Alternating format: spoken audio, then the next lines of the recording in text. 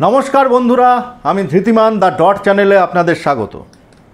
बंधुरा मिठुन चक्रवर्ती भारतीय सिनेमाय एकजन सुपारस्टार, किन्तु बांगलाय मिठुन चक्रवर्तीके निये एकटू आलादाई उन्मादना। तार कारण मिठुन चक्रवर्ती बांगलार घरेर छेले। এই বাংলা থেকে তৎকালীন বোম্বেতে গিয়ে হিরো হিসেবে নিজেকে প্রতিষ্ঠা করা কোনো মুখের কথা ছিল না। মিঠুন চক্রবর্তী তার প্রতিভা দিয়ে 70-80 দশকে সেই অসাধ্য সাধন করে দেখিয়েছিলেন। মিঠুন চক্রবর্তী 90-এর দশকে সিপিএম এবং সিপিএম নেতা সুভাষ চক্রবর্তীর অত্যন্ত ঘনিষ্ঠ ছিলেন। এরপরে 2011 সালে মমতা বন্দ্যোপাধ্যায়ের হাত ধরে তৃণমূল কংগ্রেস ক্ষমতায় এলে শোনা যায় মিঠুন চক্রবর্তী রাইটার্স বিল্ডিংয়ে এসে মমতা বন্দ্যোপাধ্যায়ের সাথে দেখা করেন। মমতা বন্দ্যোপাধ্যায় এরপর তৃণমূল কংগ্রেসের রাজ্যসভার সাংসদ করে মিঠুন চক্রবর্তীকে দিল্লি পাঠান। বন্ধুরা 2012-13 সাল নাগাদ বাংলার বুকে চিটফান্ড কোম্পানিগুলি ধরা পড়ার সময় দেখা যায় দুই একটি চিটফান্ড কোম্পানির সাথে মিঠুন চক্রবর্তীও চুক্তিবদ্ধ। ফলে তিনিও তদন্তের আওতায় চলে আসেন। আর এরপর থেকেই মিঠুন চক্রবর্তী তৃণমূলের সঙ্গে দূরত্ব তৈরি করতে শুরু করেন। 2-1 বছর পর রাজ্যসভার সদস্য পদও ছেড়ে দেন। এরপরে বাংলার রাজনীতিতে মিঠুন চক্রবর্তী পুনরায় আগমন ঘটে 2021 সালে বিজেপির হাত ধরে। 2021 সালে 7ই March Mithun Chakraborty brigade parade গ্রাউন্ডে বিজেপির জনসভা থেকে গেরুয়া শিবিরে যোগদান করেন এবং ডায়লগ দেন, মারবো এখানে, লাশ পড়বে শ্মশানে। 2021 সালের আগে পশ্চিমবঙ্গে মমতা বন্দ্যোপাধ্যায়ের বিরুদ্ধে মুখ করবার জন্য দীর্ঘদিন সৌরভ গাঙ্গুলির পেছনে লেগেছিল বিজেপি। শেষে সৌরভ গাঙ্গুলিকে কোনোভাবেই রাজি করতে না পারায় মিঠুন চক্রবর্তীকে 2021 সালে নিয়ে এসে কিছুটা বাজিমাত করার চেষ্টা করে বিজেপি। কিন্তু মিঠুন চক্রবর্তীকে ময়দানে নামিয়েও 77টি আসনে আটকে যায় বিজেপি। সম্প্রতি কুণাল ঘোষ মিঠুন চক্রবর্তীর সাথে চিটফান্ড কোম্পানি রোজ ভ্যালির একটি চুক্তিপত্র সামনে নিয়ে আসেন। সেই চুক্তিপত্রে দেখা যাচ্ছে সই রয়েছে মিঠুন চক্রবর্তী, যোগিতা চক্রবর্তী অর্থাৎ মিঠুন চক্রবর্তীর স্ত্রী এবং গৌতম কুণ্ডু, যিনি রোজ ভ্যালি কোম্পানির মালিক ছিলেন। এই বিষয়ে কুণাল ঘোষ কী বলছেন আমরা একটু শুনে নিই।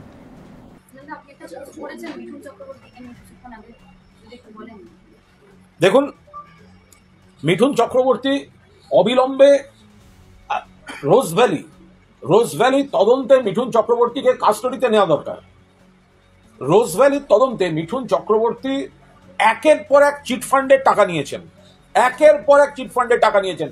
শুধুমাত্র সারদা নয়, কিন্তু মিঠুন চক্রবর্তী একের পর এক টাকা নিয়েছেন এবং সেই টাকা ফেরত দিয়েছেন কিনা এখনো পর্যন্ত কিন্তু প্রকাশ্যে জানা যায়নি। তো মিঠুন চক্রবর্তীর একটি ডকুমেন্ট সামনে এসেছে, সেটা সমাজ মাধ্যমে এসেছে, আমি দিয়েছি। পরিষ্কার কথা হচ্ছে যে মিঠুন চক্রবর্তী তিনি রোজ ভ্যালির সঙ্গে তার একটা সংস্থা, মিঠুন চক্রবর্তীর সংস্থা পাপারাজ্জি প্রোডাকশন, রোজ ভ্যালির সঙ্গে চুক্তি করেছে এবং এটা কিন্তু অভিনেতা হিসেবে পারিশ্রমিক নয়, এটা কিন্তু একটা ব্যবসার অংশীদারির নথি সামনে এসেছে এবং এটায় সই করছেন মিঠুনের স্ত্রী যোগিতা চক্রবর্তী। যোগিতা ভাবির সই রয়েছে, মিঠুনদারও সই রয়েছে এবং কোর্ট পেপারে রয়েছে। গোটা জিনিসটা কিন্তু স্ট্যাম্প পেপারে রয়েছে পুরো দস্তুর। এখানে রোজ ভ্যালির সঙ্গে তার একটা চুক্তি হয়েছে 2,25,00,000 টাকার কিছু প্রজেক্টের এবং মিঠুন চক্রবর্তী তাঁরও তিনি উইটনেস হিসেবে, অর্থাৎ সই করেছেন গৌতম কুণ্ডু। কে গৌতম কুণ্ডু? রোজ ভ্যালির মালিক। তিনি এবং যোগিতা চক্রবর্তী সই করেছেন। উইটনেস হচ্ছে, ওয়ান অফ দ্য উইটনেসেস হচ্ছে মিঠুন চক্রবর্তী, তারও সই রয়েছে। যোগিতা চক্রবর্তী, মিঠুন চক্রবর্তী দুজনের সই রয়েছে।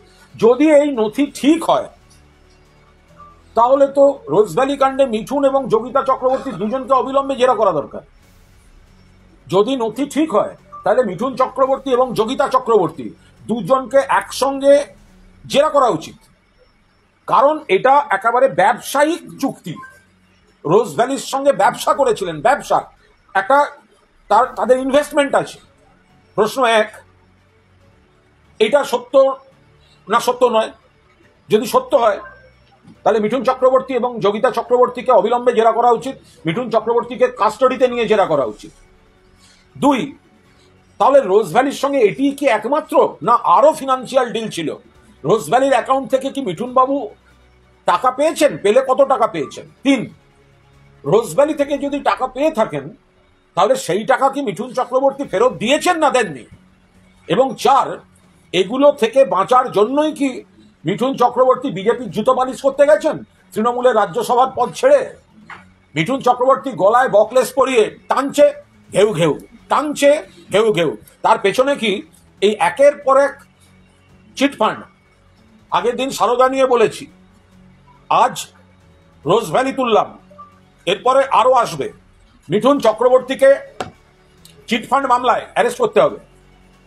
রোজ ভ্যালি মামলায় অবিলম্বে সিবিআই অবিলম্বে মিঠুন চক্রবর্তীকে অ্যারেস্ট করতে হবে এবং এই কোর্ট ডকুমেন্টকে, এই চুক্তিকে, এই চুক্তিপত্রকে অবিলম্বে তদন্তের আওতাভুক্ত করতে হবে। এই চুক্তিপত্রকে অবিলম্বে তদন্তের আওতাভুক্ত করতে হবে। মিঠুন চক্রবর্তী একের পর এক চিটফান্ড তাদের কাছ থেকে উপকৃত। তো ফলে মিঠুন চক্রবর্তীকে চিটফান্ড কাণ্ডে গ্রেফতার করে জিজ্ঞাসাবাদ করতে হবে এবং রোজভ্যালি কাণ্ডে স্পেশালি এই ডকুমেন্টটাকে তদন্তে ইনক্লুড করে, এটাই কি একমাত্র, না আরো আছে? আরো থাকলে কত টাকা, টাকা থাকলে ফেরত হয়নি কেন, বা ফেরত হয়ে থাকলে কবে হয়েছে, কত টাকা, এগুলো জনসমক্ষে আনা বিশেষভাবে প্রয়োজন। নইলে ওকে ওই গলায় গলায় বকলেস বেঁধে ফালতু এখন ঘেউ ঘেউ করিয়ে বেড়াবে বিজেপি। মিঠুন চক্রবর্তী আগে নিজেকে সিপিএম দেখাতেন, যখন বিকাশবাবু মেয়র, যখন সিপিএম ক্ষমতায়, তখন তো মিঠুন চক্রবর্তী নিজেকে সিপিএম দেখাতেন, সুভাষ দা, বুদ্ধ দা, জ্যোতি আঙ্কেল, এগুলো করে বেড়াতেন। তো তারপরে মমতা বন্দ্যোপাধ্যায়কে আমার বোন, আমার ভুল হয়ে গেছে করেছেন। 11 সালের পর আইটিসি থেকে মিঠুন চক্রবর্তী আমার সঙ্গে রাইটার্সে গেছিলেন, 2 ঘন্টা 20 মিনিট মমতা বন্দ্যোপাধ্যায় মিঠুন চক্রবর্তীর বৈঠক। তৃতীয় ব্যক্তি যিনি ঘরে ছিলেন তার নাম কুণাল ঘোষ। এবং মমতা, আমি ভুল করেছিলাম, আমার এ ধরনের ভুল আর হবে না, এগুলো মিঠুন চক্রবর্তীর বলা। এরপরে মমতা বন্দ্যোপাধ্যায় আরো দুঃখ করেছিল, আমায় কেউ কোনোদিন সম্মান দেয়নি, আমি অভিনেতা, আমি কখনো বম্বেতে সম্মান পাইনি। মমতা বন্দ্যোপাধ্যায় রাজ্যসভায় পাঠিয়েছিলেন, মাঝপথে সেটা ছেড়ে এই সমস্ত কেলেঙ্কারির তার থেকে বাঁচবার জন্যই হয়তো তিনি গিয়ে বিজেপির পায়ে পড়েছেন। বন্ধুরা, আবার বিষয় ফেরার আগে একটি আবেদন, দয়া করে চ্যানেলটিকে সাবস্ক্রাইব করে আমাদের সামনের দিকে এগিয়ে যেতে সাহায্য করুন। বন্ধুরা, আমাদের প্রতিবেদন ভালো লাগলে জয়েন বাটনে ক্লিক করে আমাদের এই ছোট্ট প্রয়াসকে উৎসাহ দিতে পারেন। বন্ধুরা, মিঠুন চক্রবর্তীর দীর্ঘদিনের সচিব সুমন রায়চৌধুরী সম্প্রতি সামনে আসেন। মিঠুন চক্রবর্তীর বিরুদ্ধে আর্থিক বঞ্চনা এবং প্রতিশ্রুতি ভঙ্গের অভিযোগ নিয়ে আসেন সুমন রায়চৌধুরী এবং ওনার স্ত্রী। সম্প্রতি ওনারা চিতপুর থানায় অভিযোগ করেন। অভিযোগনামায় মিঠুন চক্রবর্তীর সঙ্গে মিঠুন চক্রবর্তীর অতি ঘনিষ্ঠ বিমান সরকারের নামও রয়েছে। সুমন রায়চৌধুরী এবং ওনার স্ত্রী দুজনেই অভিযোগ করেন মিঠুন চক্রবর্তী এবং বিমান সরকার একটি হোটেলের ইন্টেরিয়ার ডেকোরেশনের কাজ তাদের দেন, চুক্তিমতো সেই কাজ করে টাকাও পান তারা। সমস্যা হয় এর পরের ধাপে। মিঠুন এবং বিমান তাকে আরও বেশ কিছু অতিরিক্ত কাজ করতে বলেন, রীতিমতো চাপও দেন। তখন স্ত্রীর গয়না বন্ধক রেখে সেই টাকা দিয়ে তিনি কাজ করেন, কিন্তু এই অংশের কোনো লিখিত পরিত নথি ছিল না। সুমনের অভিযোগ, এখন তিনি প্রায় 35 লক্ষ টাকা পান, বারবার চাইলেও টাকা দিচ্ছেন না তারা, হয়রানি করা হচ্ছে। সুমনের স্ত্রীও স্বামীর হয়ে টাকা চাইতে গিয়েছিলেন এবং তিক্ত অভিজ্ঞতার মুখে পড়েন। এরপরে সুমন রায়চৌধুরী একটি ভিডিওর মাধ্যমে কিছু কথাও বলেন, আমরা ওনার কথাগুলো একটু শুনে নিই। সারদার কথা যদি বলি, আপনি শুনলে অবাক হয়ে যাবেন। কি মিঠুনদা ভুলে গেছেন সারদাতে রাত্রি 1টা, 1:30, 2টোর সময় পাঠাতেন চেক আর টাকা আনতে? আপনার নির্দেশে তো আমি সুদীপ্ত সেনের কাছে যেতাম, গিয়ে বসে বসে থাকতাম, থেকে টাকা আনার জন্য বসে থাকতাম। আজকে ভুলে গেলেন সেই পুরনো কথাগুলো? তারপরে যখন সারদার চিঠিটা কিন্তু ফার্স্ট আমার বাড়ি এসেছিল, ইডি চিঠি কিন্তু আমাকে আমার বাড়ির অ্যাড্রেসে এসেছিল, আপনাকে তলব করেছিল, সেটা আমার বাড়ির অ্যাড্রেসে চিঠিটা এসেছিল। যেই দেখলেন আমি অনেক কিছু জানি, সুতরাং আপনি কি করলেন, আমার সাথে সম্পর্ক কাট করতে শুরু করলেন। কি মিঠুনদা রোজভ্যালিটা ভুলে গেলেন? রোজভ্যালির গল্পটা, হ্যাঁ, যখন রোজভ্যালির গৌতম বাবুকে যখন ধরে নিয়ে যাচ্ছে, তখন আপনি ভয়ের চোটে ওনার সাথে জয়েন্ট ক্রিয়াটা বই করেছিলেন, মনে আছে? বইটা তো বেরোল না, কিন্তু সেখান থেকে মনে আছে আপনার 50% শেয়ার ছিল, ওইটার কাজ আমি করেছিলাম, মনে আছে? আমাকে প্রোডাকশন ম্যানেজার করেছিলেন, মাত্র 3000 টাকা না 4000 টাকা দিয়েছিলেন। হ্যাঁ, ওর কাগজে আমার কাছে আছে, ঠিক আছে? ভয়ের চোটে আপনি কি করলেন, রোজভ্যালির শেয়ারটা আপনি কিনে নিলেন। হ্যাঁ, ভয়ের চোটে কিনে নিলেন বইটাকে, পুরো 50-50 শেয়ার ছিল, সেটাকে কিনে নিয়ে আপনি আপনার নামে করে নিলেন, আপনার কোম্পানির নামে। বন্ধুরা, মিঠুন চক্রবর্তী একসময় কুণাল ঘোষের খুব ঘনিষ্ঠ ছিলেন। কুণাল ঘোষের বিভিন্ন কথায় বার্তায় জানা যায় মিঠুন চক্রবর্তী মাঝে মাঝেই আক্ষেপ করে বলতেন যে ওনাকে কেউ কোনোদিন সম্মান দেয়নি, বোম্বেতেও কেউ দেয়নি, সিপিএমের সঙ্গে দীর্ঘদিন ঘোরার পরেও কোনো সম্মান তিনি পাননি। আর সেই কারণেই কুণাল ঘোষ মিঠুন চক্রবর্তীকে মমতা বন্দ্যোপাধ্যায়ের কাছে নিয়ে আসেন। এরপরে মমতা বন্দ্যোপাধ্যায় মিঠুন চক্রবর্তীকে রাজ্যসভার সদস্য করে পাঠান। এই সম্মান পেয়ে মিঠুন চক্রবর্তী সেই সময় মমতা বন্দ্যোপাধ্যায়ের ভূয়সী প্রশংসা করেছিলেন আর মমতা বন্দ্যোপাধ্যায়কে বোন বলেও সম্বোধন করেছিলেন। কিন্তু যেই মুহূর্তে চিটফান্ডের ঘটনাগুলি সামনে আসে তখনই নিজের পিঠ বাঁচাতে তিনি তৃণমূলের সঙ্গে দূরত্ব বজায় রেখে চলতে থাকেন। একটা সময় রাজ্যসভার সদস্যপদও ছেড়ে দেন।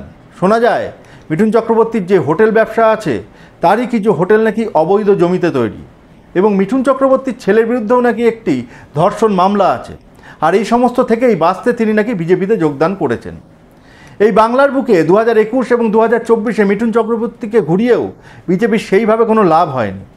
আজকে যখন বিজেপি শাসিত রাজ্যগুলোতে বাঙালি পরিযায়ী শ্রমিকদের উপর অত্যাচার করা হচ্ছে, সেই সময় মিঠুন চক্রবর্তীকে এই বিষয়ে জিজ্ঞাসা করলে তিনি বলছেন এরকম হতেই পারে না, বাংলা ভাষাকে বিজেপি নেতারা অপমান করছে, অথচ মিঠুন চক্রবর্তী নির্বিকার। বাংলার মানুষ যে সুপারস্টার মিঠুন চক্রবর্তীকে চেনে তিনি ইনি নন।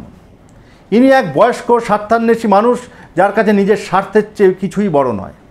অন্যদিকে যে মামলার হাত থেকে বাঁচবার জন্য মিঠুন চক্রবর্তী এত কিছু করলেন, রোজ ভ্যালি চুক্তিপত্রের কাগজ সামনে আসাতে এখন দেখা যাচ্ছে যে মামলার হাত থেকেও তিনি বাঁচতে পারছেন না। এরপর কি করবেন মিঠুন? বাঁচতে এবার কোন পার্টিতে যাবেন? আর তাই তো বলি মিঠুনদা, এবার একটু থামুন না। কেমন লাগলো বন্ধুরা আমাদের আজকের এই প্রতিবেদন? আপনাদের মতামত কমেন্টসের মাধ্যমে আমাদের জানান। ভালো লাগলে প্রতিবেদনটি লাইক ও শেয়ার করুন, চ্যানেলটি সাবস্ক্রাইব ও জয়েন বাটনে ক্লিক করে আমাদের সামনের দিকে এগিয়ে যেতে সাহায্য করুন। আজকের মতন বিদায়।